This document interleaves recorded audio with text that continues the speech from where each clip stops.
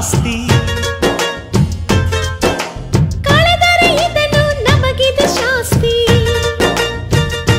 ಊರಿಗೆ ವೀರ ರಾಘವಯ್ಯ, ನ್ಯಾಯಕ್ಕೆ ನೀವೇ ರಾಮನಯ್ಯ. ನಾವು ನಿಮ್ಮ ಹೆಜ್ಜೆಯ ಗುರುತಯ್ಯ, ನಿಮ್ ಹೆಸರ ಕಾಯುತ್ತೀವಯ್ಯ. ಹಿರಿಯರು ಮಾಡಿದ ಪುಣ್ಯದಲ್ಲಿ, ಹಿರಿಯರು ಉಳಿವರು ಲೋಕದಲ್ಲಿ ಎನ್ನುವ ನುಡಿಯೇ ನಿಜವಂತೆ.